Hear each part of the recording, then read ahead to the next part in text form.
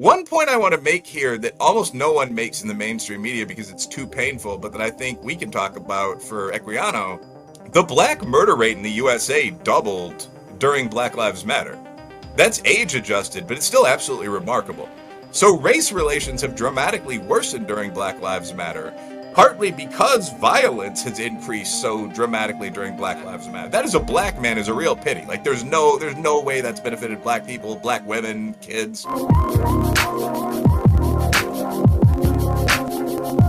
Yeah, so thank you so much for joining me on the podcast, Wilfred Reilly. I'm really looking forward to speaking with you. Yeah, very glad to be here. Yeah, so a bit of an introduction. Wilfred Reilly is a political scientist, specifically professor of political science at Kentucky State University. And he's the author of several books: Hate Crime Hoax, How the Left is Selling a Fake Race War, and more recently, Taboo 10 Facts You Can't Talk About. And he has been a fascinating and challenging voice on many of the prevailing narratives around race and identity that we talk so much about here at the Equiano Project, but particularly from an empirical perspective, looking into hate crime hoaxes. So I'm really fascinated to explore many of these issues. And Wilfred, I first came across you, interestingly, I know you've been doing work for much longer than that, but I first came across you in 2020 when I read your article in Spike magazine. I was a columnist for Spike magazine for several years. So I try and read everything that they publish, particularly on race. And I first came across you in 2020 with your article, Michael Brown, the founding myth of the Black Lives Matter movement. And I found it absolutely fascinating. And it'd be just for our listeners who may not have come across it. Could you just give us a quick summary of what that article was about and why you decided to write it? Yeah, sure, of course. I mean, so first of all, shout to Spiked Magazine. I actually owe Spiked a column right now. Yeah, I've enjoyed working with them for quite a while, kind of heterodox UK voice. And I genuinely like the people there as well. But the basically the point of the Michael Brown column was that most of the things that were said during the racial reckoning really appealed to a certain kind of empathic person, the which I am not. Like, I'm a big city American businessman by background. Like, I wouldn't screw up my life dramatically, even if certain arguments were true in the context of BLM or COVID. But I think it simplifies a lot of these discussions that they're not true. So the Michael Brown piece, I pointed out that when we look at policing, the question isn't, do we have to accept a certain increase in crime to prevent brutal police genocides? Because brutal police genocides aren't happening. And so I went through some of these signature cases that are presented by US and UK activists as examples of just brutal murders and pointed out that almost all of them were just justifiable police shootings. So we started out with Michael Brown, the Gentle Giant. The general argument of hands up, don't shoot is that this guy, Michael Brown, was a 17 or 18-year-old kid. He was in a confrontation with the police officer. It's often described as some shouting. He raised his hands to end it, and he was gunned down in cold blood by this white man, Officer Darren Wilson. And in reality, although you never want anyone to die, that's not what happened at all. Michael Brown was a goon. I mean, he was in the street sense of that term. I mean, he was a guy who had a pretty lengthy juvenile record. The day of, not even the day before the unfortunate shooting, he had robbed a successful minority businessman. He went to a store, committed a strong arm robbery, picked a guy up, slammed him against a wall, stole a box of cigars, stole some other things, some money, I believe. After that, he's walking directly down the middle of a busy street, getting in arguments with motorists, this kind of thing. A cop sees him, intervenes. They get in a physical fight. Brown reaches in the car, grabs the cop, grabs his gun. His DNA was found in the slide and trigger guard of the cop's gun.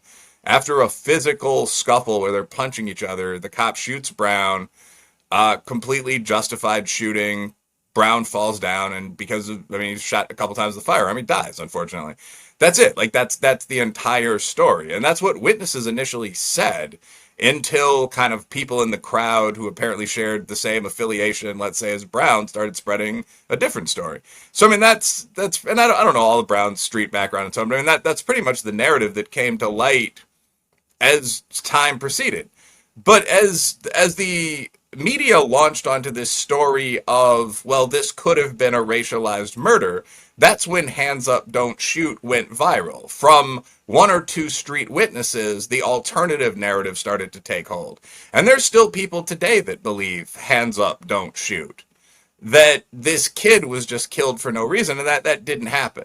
And the same thing is true of virtually every one of these stories. I mean, Trayvon Martin, the idea is that an innocent young black man was followed by a creepy Anglo-Saxon weirdo who wanted to get into conflict with a black guy and shot him in some versions of that narrative. The reality is that the hit of a local neighborhood watch observed a young guy in a hoodie wandering around between 1 and 2 a.m., followed him for less than half a block, properly called the police.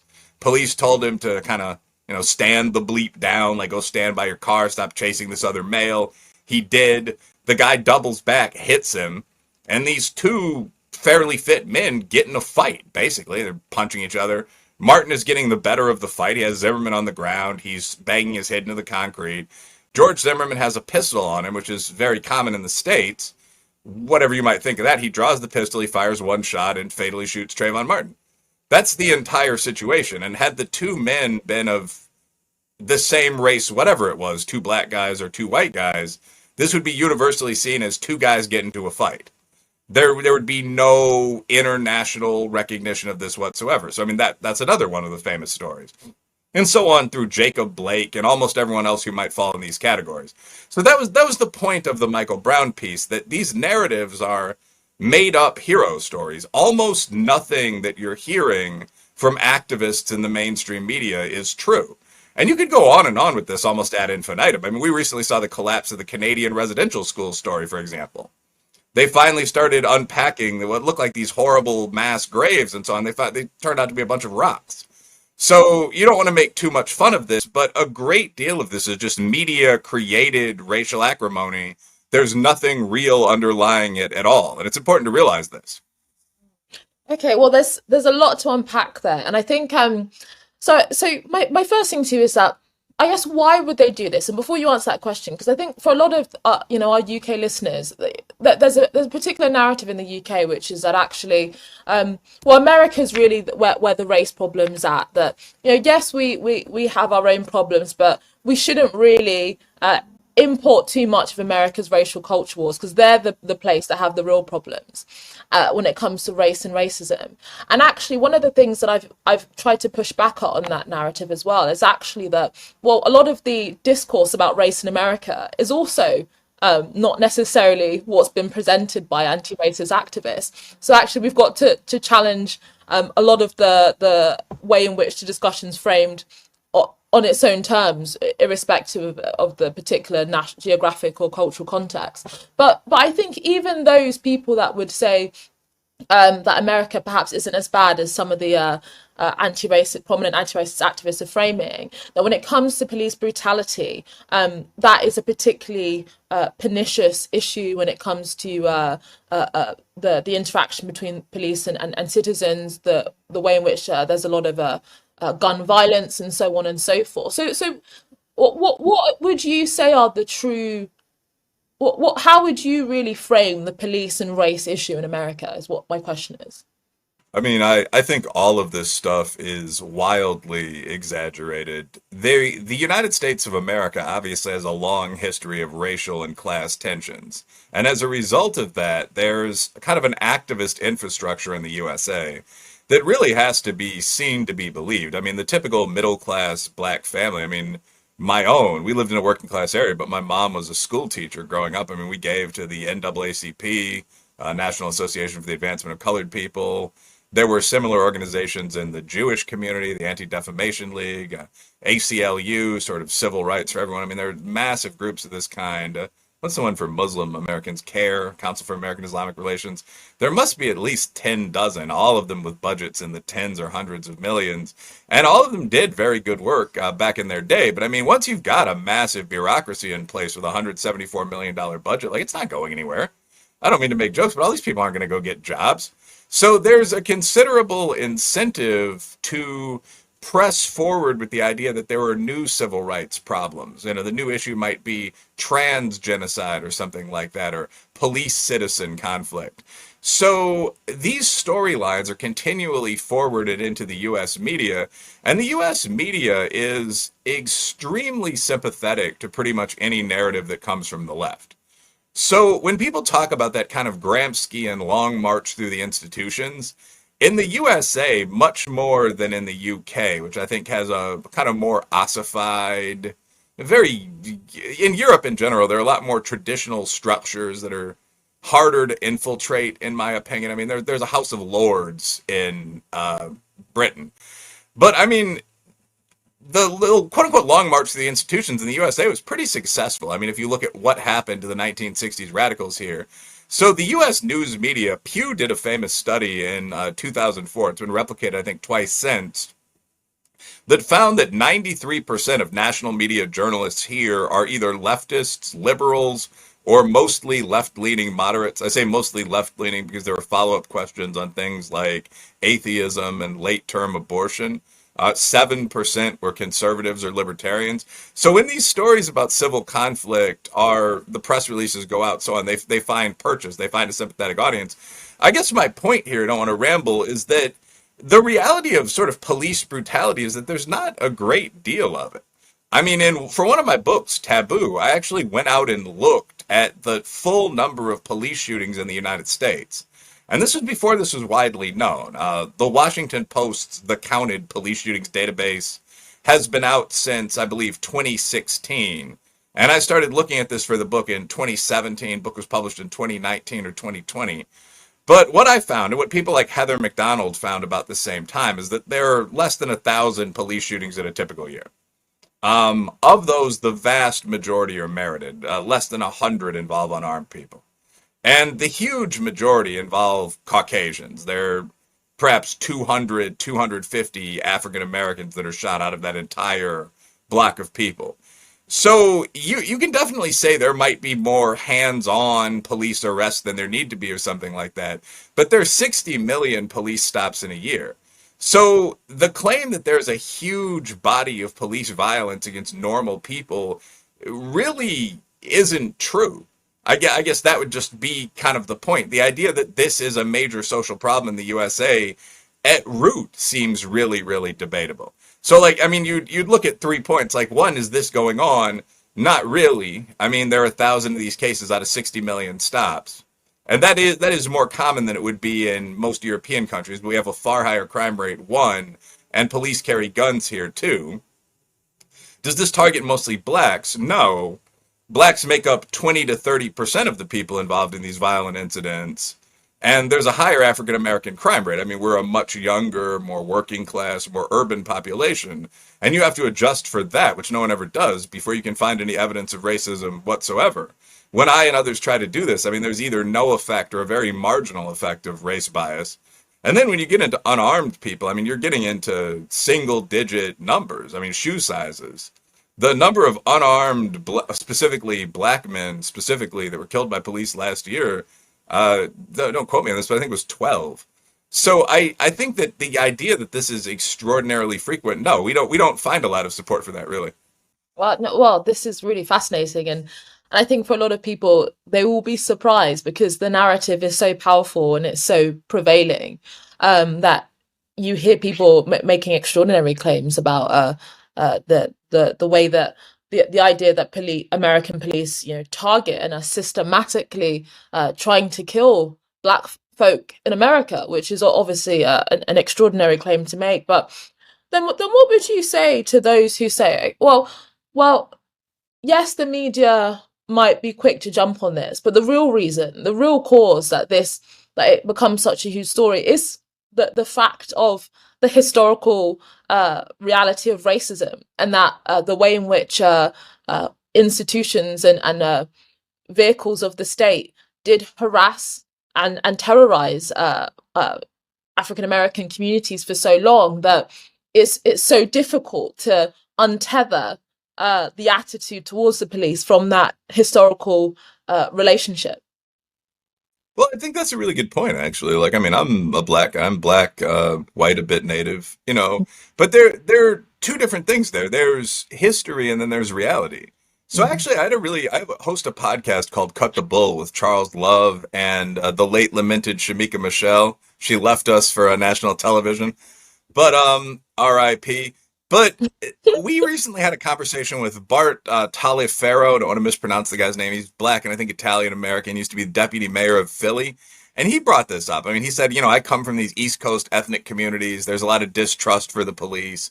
And you can't really just disrespect that. I mean, that comes from the history of abuse, these crooked police departments in cities like Baltimore and New York. Riley, you're from Chicago, you're black and Irish. You can't deny that, right? And sure, I mean that's true. That 100 years ago in a black or Irish neighborhood, you didn't want to see the police. But that reality doesn't change the reality of the numbers today. It's important to distinguish the two. Black Americans and white liberals may believe a lot of nonsense because of things that happened in the past, but that doesn't mean that the things people believe aren't nonsensical. And a hard number might help illustrate this. The Skeptic Research Center, a couple of years back, asked people, they asked the kind of hip city kids we're talking about, black men and white liberal men, how many people they believe are shot by the cops while unarmed every year. And the average number given was like 10,000. So of these people, there was a slight exaggeration. It was like of people that identified as very liberal, which is not leftist, not communist. It's just like left of the center left bar. Of those people, 34 to 35% of them thought the number of unarmed, specifically black men shot by the police every year was about 1,000. 15% thought the number of unarmed, specifically black men shot by the cops every year was about 10,000. And another 8% thought it was more than that. They thought it was more than 10,000 people. Now, to put this in context, there are only about 20,000 people murdered in the USA every year. And although we're overrepresented, I mean, what, half of them are black? Maybe? So, I mean, the assumption was that the number of police killings is on par with the number of murders, or at least the number of black murders. So, when people are using their knowledge of history to come to assumptions like this, they're just wrong. I guess that's the reaction. Like, it probably is accurate that wild misperceptions like this, to some extent, come from an understanding, or at least a misunderstanding, of, the terrible racial conflict in our history. And that conflict did happen. The last Indian raid in the USA took place in, I think, 1917. But that doesn't have anything to do with reality today. You see the same thing sometimes from extreme feminists. People will say things. My most recent partner would say things like this sometimes as a businesswoman. Like, you could rape your wife until 1993. And as a man, I would never make fun of this. But I mean, the response to that would be, well, it's not in this state and it's 2023. That doesn't necessarily affect your relationship with your partner today. So you need to remember and honor the past. You also need to look at reality in your life, your relationships, your business in the real world today. And I think the left is very bad at doing the second. Final sentence here.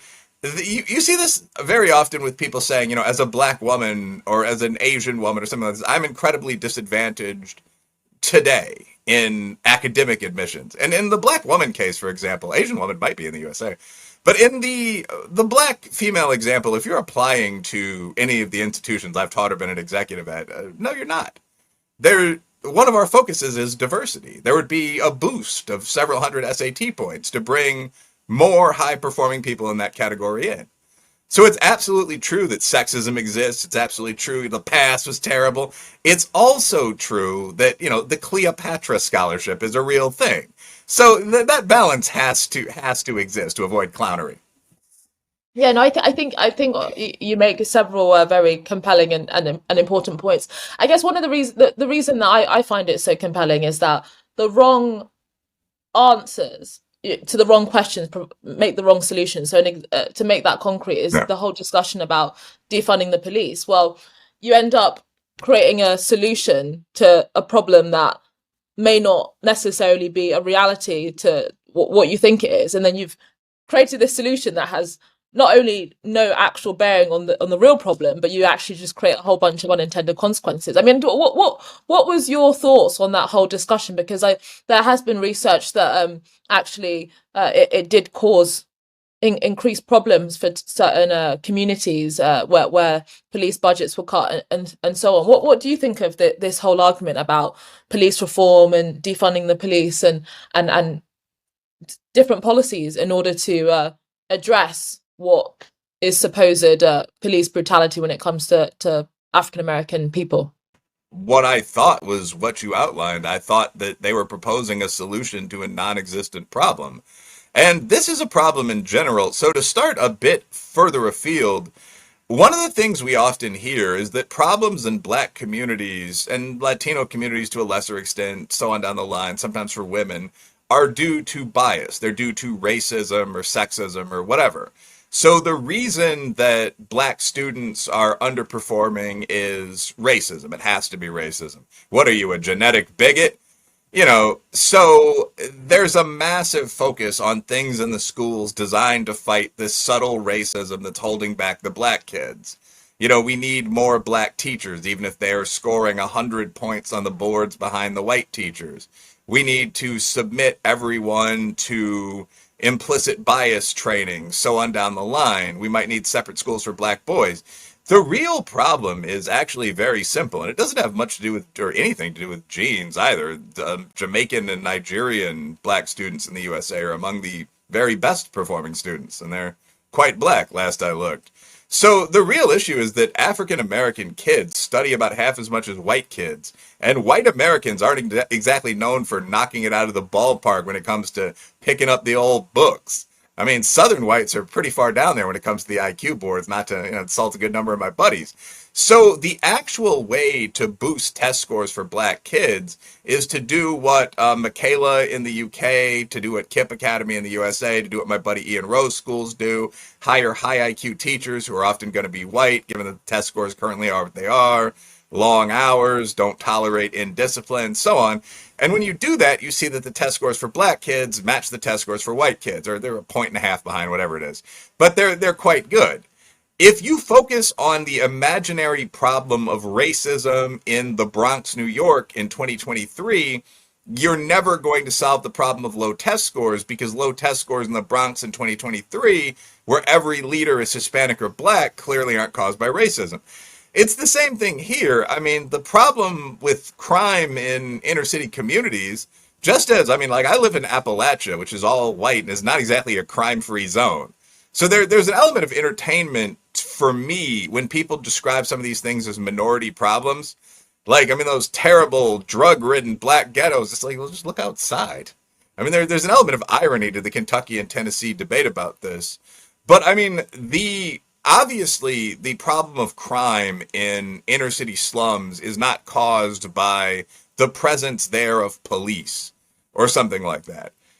Police brutality can be a problem, and even that, in my opinion, is a residual reaction to the problems of the ghetto. I mean, imagine working in an environment where everyone behaved like they hated you. Where 1 in 5 people had a problem with narcotics, where people frequently referred to you by racial insults, where pimps were working the block, beating their women. I mean, you're going to respond with aggression and violence yourself if you're a high testosterone male, or for that matter, the equivalent women that would be in that profession. And that leads to a lot of these encounters. Police very rarely unprovokedly attack regular tax-paying citizens that are church deacons or own local laundromats or something like that. But at any rate, no excuse for it. Police violence is a problem, but it's not the initiative problem that causes crime in these communities. So getting to the point, my expectation was that defunding the police would increase crime, and that's what we saw. Defunding the police was a response to a non-existent problem, which was police brutality, qua police brutality that just existed due to racism, absent crime, and just pulling back the police, expecting that to improve neighborhoods, i.e., trust in the system would then increase and crime would decrease, or whatever the nonsense theory was. That proved to be untrue, and so you saw crime surge. One point I want to make here that almost no one makes in the mainstream media because it's too painful, but that I think we can talk about for Equiano. The black murder rate in the USA doubled during Black Lives Matter. That's age adjusted, but it's still absolutely remarkable. So black murder rate in the USA is usually always higher than the white murder rate. Both are high. But the black murder rate, lowest I've ever seen it, is 12 per 100,000 per year. Prior to BLM, it was the 16 to 18. I'd have to check the annualized adjusted data. But I mean, right now it's at about 33 per 100,000 per year, which is third world levels. White murder rate's very constant, little under 4.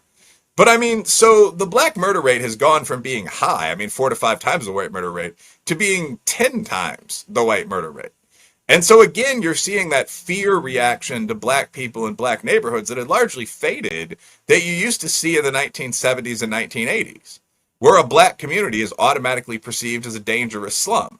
So race relations have dramatically worsened during Black Lives Matter, partly because violence has increased so dramatically during Black Lives Matter.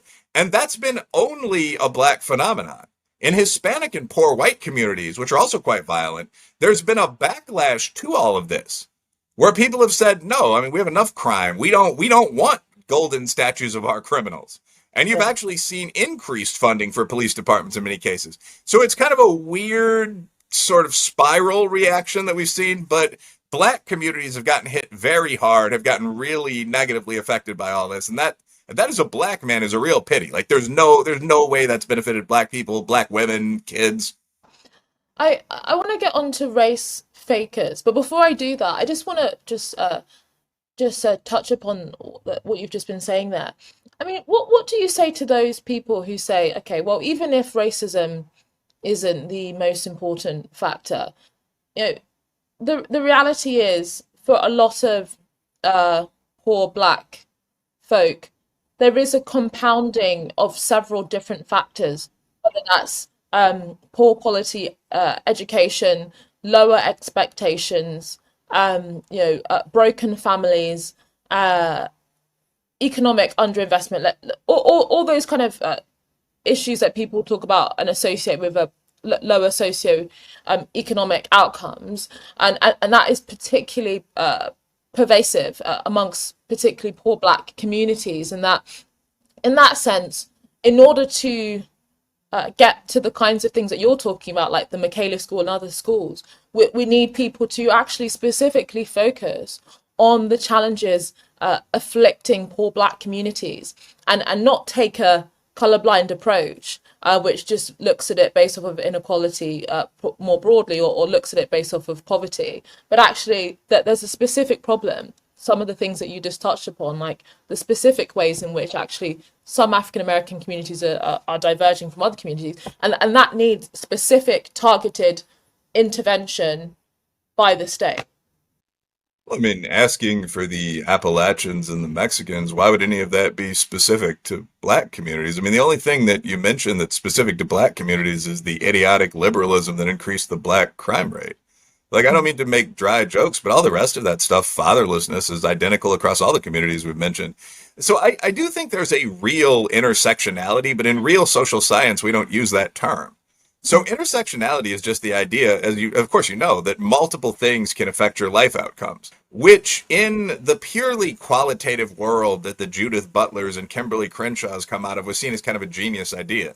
Like, what if I'm black, but also gay? You know, and yes, that's, quite right. But in quantitative models, I'm not going to say real or make fun of anything, but that's just known as regression. So there actually is a pretty good scale of privilege. It's available online. It was designed by, I believe, Ivy grad students for the, online but rather decently serious magazine BuzzFeed. It has 110 questions, and there are better versions of this that have been done that have actually been run in journals. But this is like a good starter point if you want to look at this. There are 110 items that include everything from have you ever gone to bed hungry to have you ever lost a physical fight. And if you wanted to regress against this, which I've done, not for, a major peer-reviewed publication or anything, but as a classroom exercise, you would take about 15 variables. You would look at someone's social class. You could just use income as a proxy. You would look at whether they were, quote unquote, fatherless, whether they had a two-parent family. You would look at whether they were from an urban or rural area, whether they were black or white, or you could just use POC or white. You would look at whether they're gay or straight, still a fair amount of sexism. You would look at whether they're male or female. You'd have a whole list of things. IQ, if you had a measure of it, like what's their GPA at the school or in your courses, just so on down the line. And you would look at all of those things in a Stata or SPSS regression model, and you would see what predicted privilege and your chance of doing things like going to grad school after college, or having had a prep school experience before college or something. And you would find that every one of those variables was predictive. So the point is that in life, it's not that there are two or three variables. I haven't been saying this especially brilliantly so far, but it's not that there are two or three variables like race and sex that predict what's going to happen in your life. There are literally dozens of variables like attractiveness, prey drive and aggression, IQ is a key one, where you're from, whether your father's in the household, whether a strong hustling mother's in the household, just on and on and on, whether you live in an urban neighborhood or a rural one, that predict your chances of getting into a good sort of, I guess, secondary school. Now they're expanding like Michaela, and then to a good college, and then to a good graduate school, and so on down the line. Coming from an urban black neighborhood will probably hurt you, but so will coming from a rural white neighborhood. So I think if you really want to focus on helping people, you would choose something like violence in a zip code, gun or knife crime in a zip code, and advantage kids who came from violent zip codes in your admissions process. It would be very easy to do this. We've studied this in Kentucky, and that would benefit both black and Appalachian zip codes, by the way. So any time you wanted to move on from race-based affirmative action, it would take about 15 minutes to do that. And it wouldn't have to focus specifically on black people. Why don't universities do that? Well, because it wouldn't benefit anyone but poor people. I mean, it sounds terrible to put it that way, but the beneficiaries of the current fake-o admission system, legacies are wealthy whites, and affirmative action admits are wealthy blacks, and those people tend to give money to the university. So there's not really an edge for any school in saying, well, we're going to let in a bunch of hillbillies and hood dudes, and all these people that are currently building the new men's quadrangle are going to be let go because they don't really have the test scores. That's not the way that's going to work. But would it be easy to do? Yes. And would you have to focus specifically on either blacks or whites? No. Interestingly enough, in America, if you did that, you'd get a lot of Asians who are even less fashionable than quote unquote brothers and rednecks. So I mean that's another elephant in the room. The Asian population is something schools really keep an eye on. Yeah. No, no, I mean, yeah, I followed the Supreme Court ruling really closely, and it's really interesting. I mean, okay, so I was also reading something that you've written, why race faking is on the rise. And I think pretty much everybody knows about the Rachel Dolezal, is that correct? Rachel Dolezal case. And I think essentially, one of the reasons I want to ask you about this, because I think it touches upon even something that you said earlier about the fact that actually there are a lot of, when you hear some ethnic minority people talking about that they're oppressed, actually there's a lot of opportunities that are there, and many companies are falling over to increase their diversity representation in a very specific sense. What do you make of this race faking? Is there, does it tell us something that maybe actually things have really changed, where the incentives are completely on their head now, that actually rather than quote unquote acting white, whatever that meant, or trying to, I don't know, look, make yourself less black, actually it's the other way around now. What do you think? Well, yeah, I mean, to some extent. So I've been a boss for much of my adult life. Like, I mean, I still think of myself as a relaxed, nerdy guy that likes to chill with a book. But I mean, I've been a leader fairly often at like the director level. And when you hire, it's of course it's an advantage to be, say, a Hispanic woman, perhaps a wheelchair user or something like that. I'm not saying that's an advantage always in your life. Obviously, if you are a 6'2" Caucasian or African American male, there are going to be a lot of opportunities you have that you're not going to have as a 5'2" Latino woman. But I mean, if you're applying to college or you're applying for a good job, a Fortune 1000 job, it's going to be a dramatic advantage to fall into, say, two of these minority categories. And everyone in the middle class and above knows that, right? So, I mean, just, of course, there are people that are going to use those category statuses, we would say, to try to get hired or to advance their careers. I mean, the most obvious example to me isn't even Rachel Dolezal, it's Elizabeth Warren. I mean, big chief woo-woo, who for years just straight up pretended to be an Indian. I mean, and like we minimize the extent, and I'm in that small American way, part Indian, allegedly. I'm not, I don't know, I haven't taken a blood test lately. But I mean, like, so it's a little annoying to me. Like, she wrote for the book Powwow Chow and contributed the recipe crab bisque, which I think really should include people in. But this went on for years. I mean, like, her admission to Ivy universities may have been conditional on it. There's no proof, so on down the line. I mean, she's written legal work about native land cases, as I understand, so on. But you have Rachel Dolezal, who obviously rose to one of the West Coast leadership positions in the NAACP, was a professor at a fairly major college, and a lot of that centered on her pretending to be black. You have Jess La Bombalera, Jessica Krug, who was a white Jewish girl from, I think, Kansas City, who pretended to be a flamboyant, highly sexual salsa dancer from the Dominican Republic. And that became kind of her academic persona. And she apparently had a lot of fun. I mean, but anyway, like, all of these people did this because there were recognized incentives for doing it. And I think it's pretty clear what those were. So yeah, things have changed to some extent. I don't think there's any way to deny that. So the race faking is a reaction to that. I think another aspect of this is the massive growth in the LGBT community, by the way. Like, the idea is that if you're a member of kind of the upper middle class and you're in certain sectors, like you're not a mechanic, you're not a military officer, but you are a college junior faculty member, it's a little cliche just to be a well-adjusted upper middle class white person from Cleveland. Like, you're gonna need a little more color and character. So right now, among the kind of younger cohort of people that are college educated, you see, I think it's 20.4% of at least women identify as in some way queer. So not actually gay, not about to marry a woman, but bisexual, sometimes open to threesomes and such, polyamorous. What were the others? NB, non-binary, transgender but pre-surgery. So I think there's definitely a desire to brand yourself as something other than just the conventional norm. And that does reflect a change in social incentives, yes. Yeah, no, I think that's. I mean, but I guess some people would say that.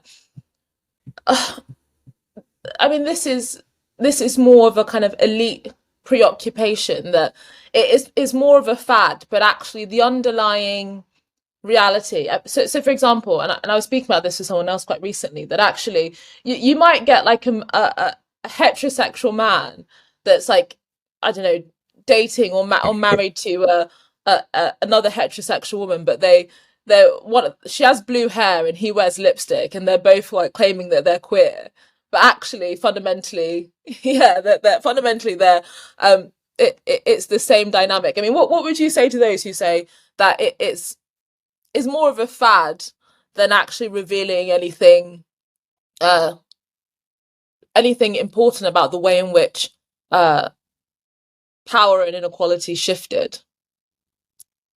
Well, I think there are two or three different levels there. So on the one hand, there is an element of truth to that. I mean, I would Mm. say, and I'm not presenting myself as any kind of like strikingly desirable or edgy person. I mean, I'm, conservative and from the business world originally, or center right, I guess. But I mean, probably a third plus of the women I've dated since college have identified as in some way queer, or have said they identify as bisexual or something like that. And except for occasional hookup experiences and the like, I mean, as far as I know, all of them have dated exclusively men. None of them are currently married to women. Three of them are currently married to dentists. So, Ah, you know, I mean, so it's not like the edgiest, but now that the club scene is over, I mean, none of them are, exploring the furthest fringes of sexuality and so on. So obviously there's an element of playtime to this. And the same thing is true of the race faking stuff. I mean, if you are going to say you're a minority, probably the least dangerous way to do that is to say you're a quarter black or half Indian while looking white. I mean, so in that situation, you would gain the benefits of being a legally recognized minority, while in practice being treated as a member of the white lower elite, right? So, and of course, that's true to some extent. But the reality also is that we do have a system where there is formalized preference for minorities. So you can say, well, if you're black and look black, you get a formalized minority preference and you might deal with some racism. Whereas if you're black and look white, you get a formalized minority preference and you don't deal with racism. But the reality is, of course, if you're white and you look white, you don't get a formalized minority preference at all.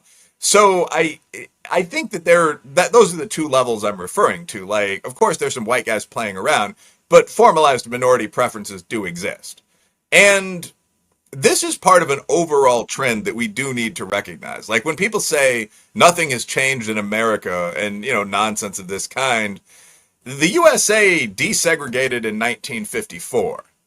And that was in the South, the sole region that remained formally legally segregated, other than restrictive covenants on private homes and the like. There was nothing like this in the North. I believe Chicago schools integrated in 1919. But, at any rate, moving on, in 1964, most forms of discrimination became civilly and often criminally illegal.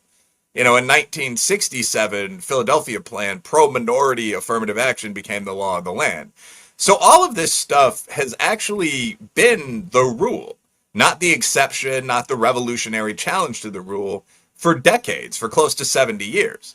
So it's quite fair to say we have a substantial amount of power now, and this has been true for quite a while. It's also true now that they're funny and conniving white guys that are playing around with the boundaries of that, and they sometimes gain advantages even over people in the minority bloc. But the advantages themselves are quite real. I mean, if you're a black guy and you apply to Harvard, you have an advantage over an Irish guy or an Asian guy who applies to Harvard. Just before we go, I think there's two cases that really cut through in the UK that we haven't really touched upon that uh, touch upon many of the things we're talking about. One, of course, is the Jussie Smollett case. Absolutely extraordinary. I mean, I till this day, it perplexes me. And there's also one that's slightly different. The Covington Catholic High School.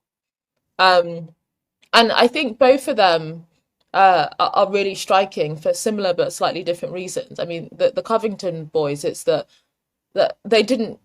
Many sections of the media were very happy to uh, insult and humiliate and harass children in a very public way if it suited a particular narrative.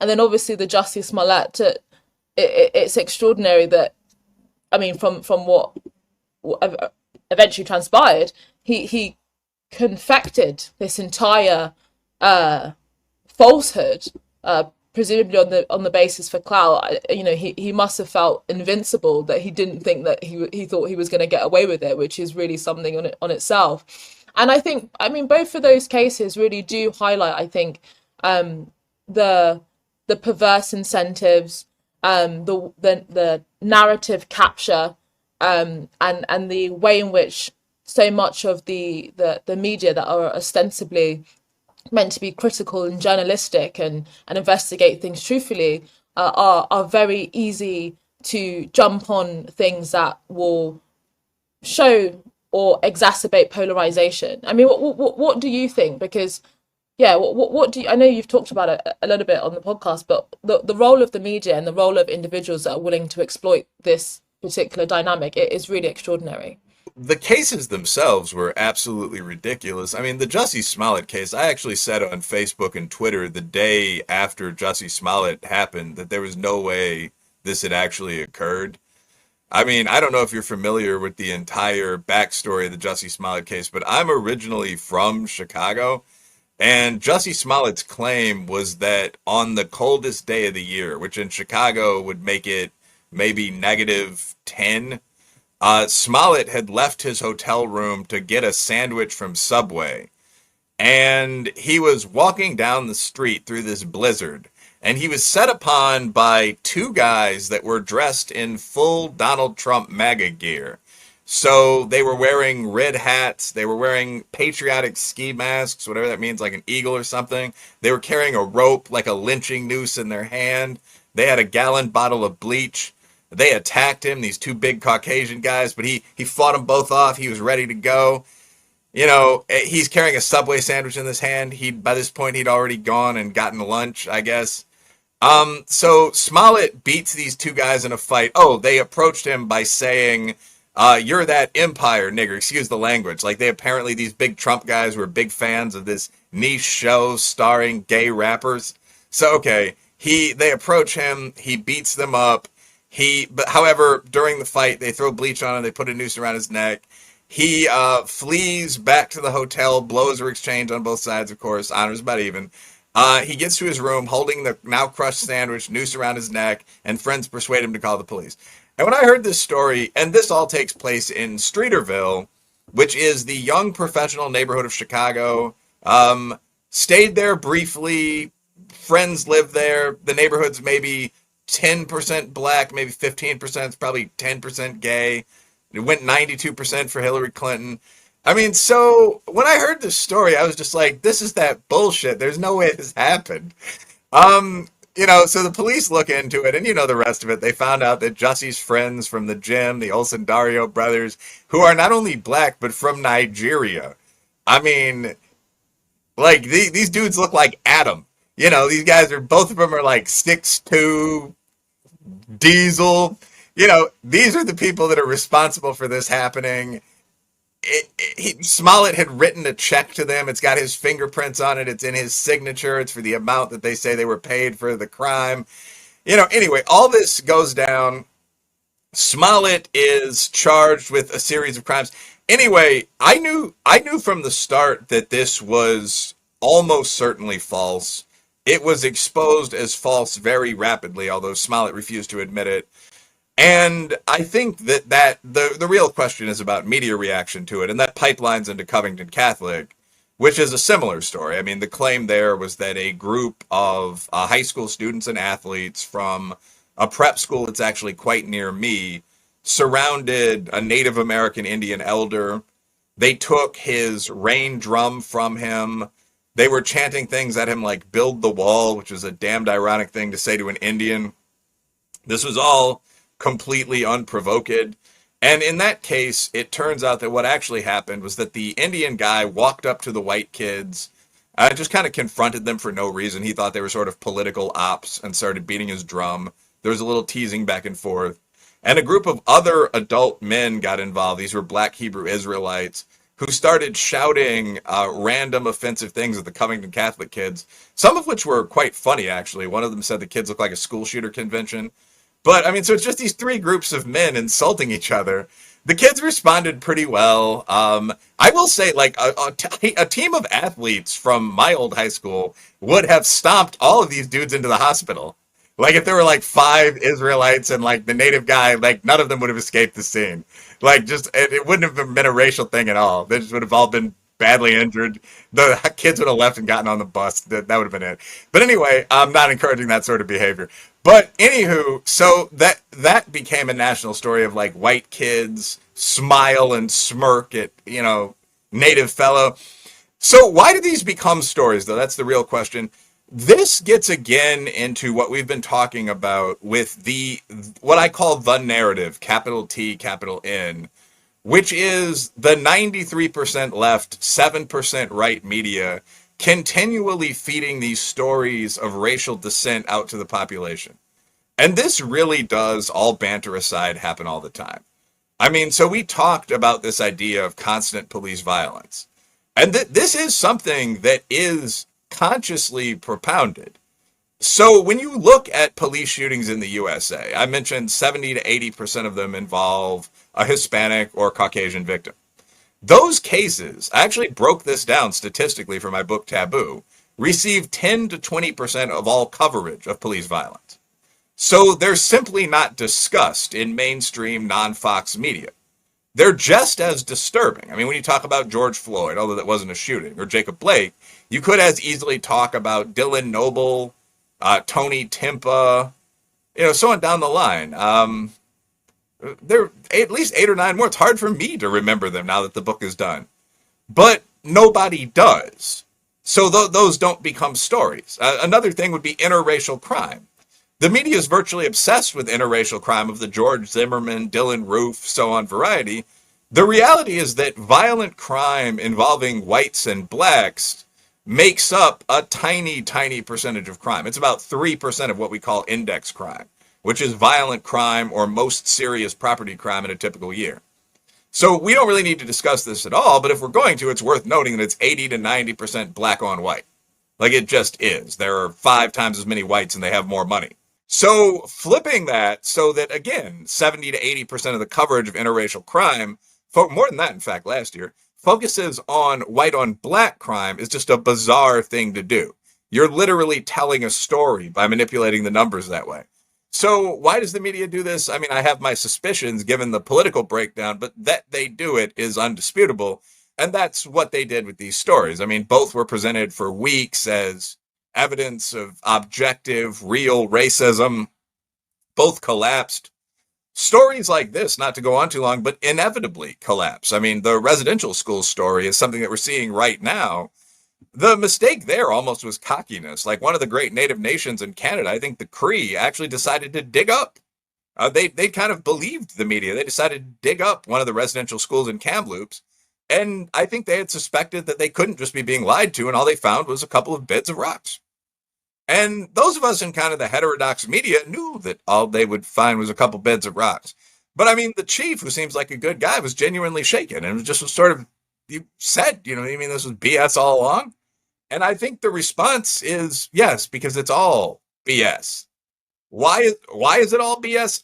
I think because it's important for a certain storyline that there be essentially the demand for racism and prejudice. I said this once on the Tucker Carlson show, greatly exceeds the supply. And it's important that there be a supply for the explanation that racism causes all problems in minority communities and all friction between races to exist. In order for it to make sense, that has to be the case.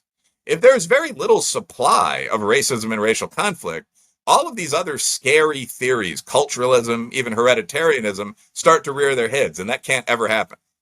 And that's why Covington Catholic had to be real. It just wasn't.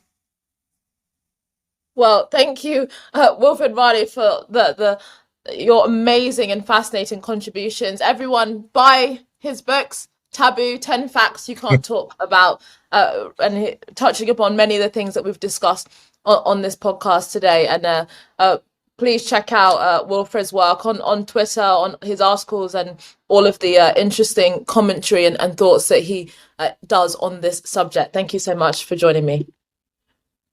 Thank you.